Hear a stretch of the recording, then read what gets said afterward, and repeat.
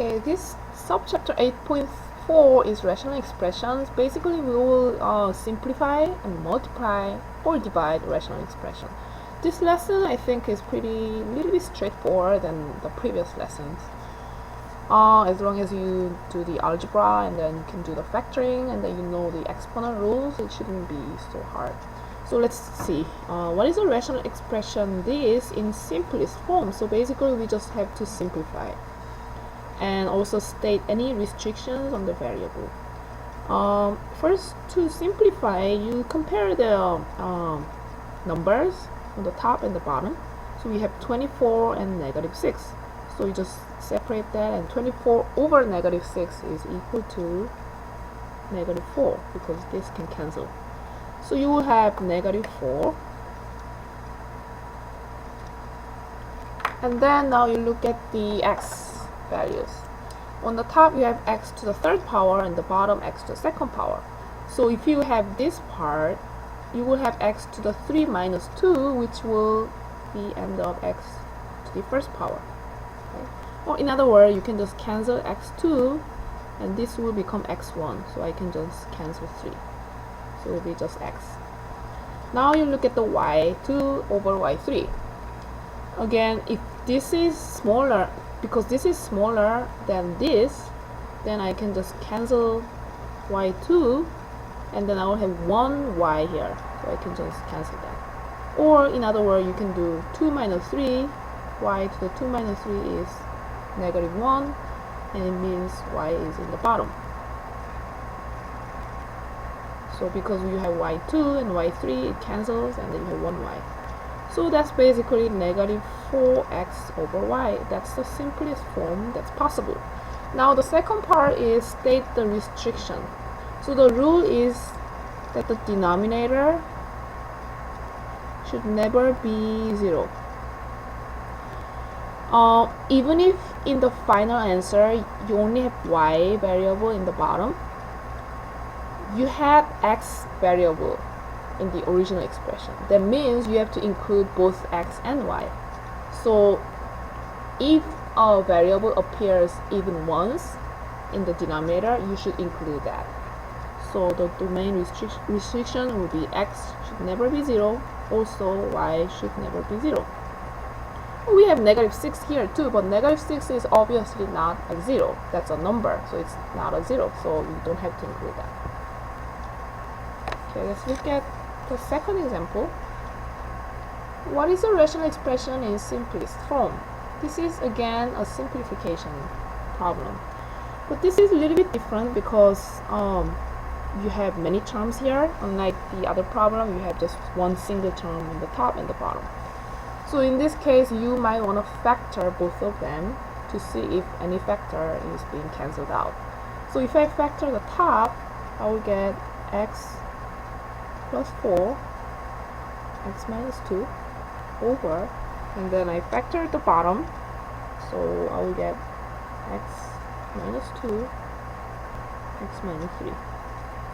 So it seems like we have common factor of x minus 2, that means I can cancel it.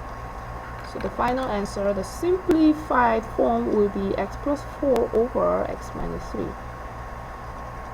That's the answer, and the restriction for this will be, of course, because x minus 3 is in the bottom, that means x can never be 3.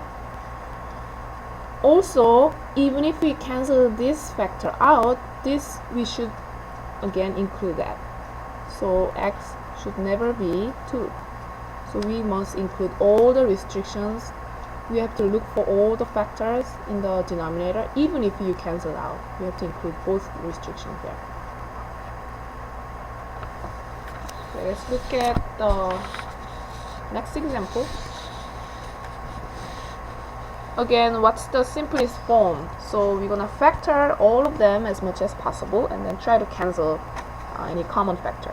So if you look at 2x minus 8, you know 2 and 8, they have GCF of 2. So if I factor 2 out, I'll get x minus 4. And then you have x squared minus 16. You can apply the formula of a squared minus b squared. this formula. So if I do that, I will get x plus 4 times x minus 4. And then you have this fraction. I can factor this into x plus 1, x plus 4. And I can factor this into x plus 8 squared. Or if you like, x plus 4 squared. You can just write x plus 4 times x plus 4. Or you can just write x plus 4 squared. Either way.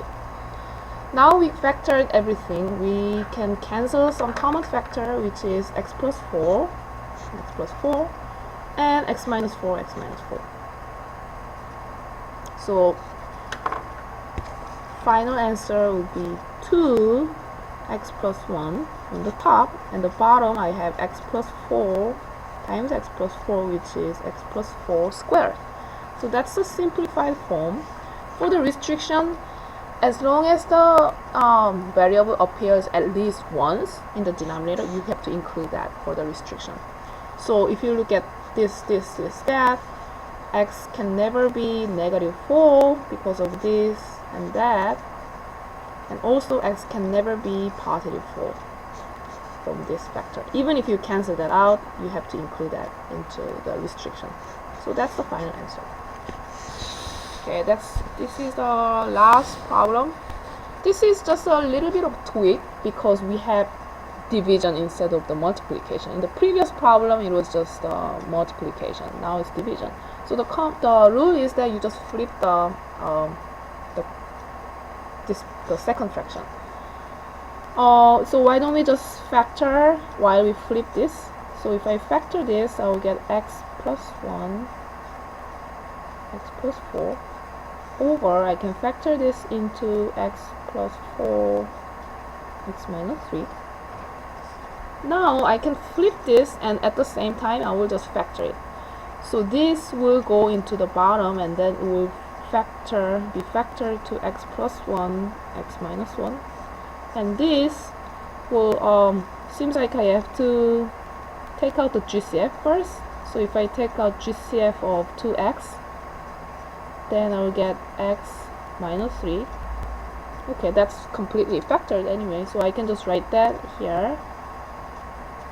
I'm writing that this on the top because I'm flipping this fraction.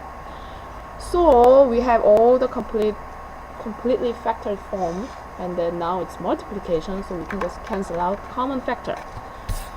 So it seems like x plus 4 can be cancelled, and also x minus 3 can be cancelled, and also x plus 1 can be cancelled.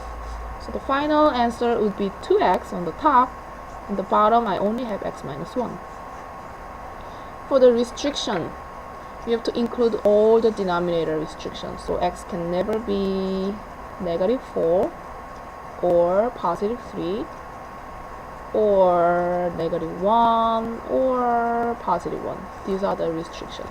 So x can be any number other than these 4 numbers.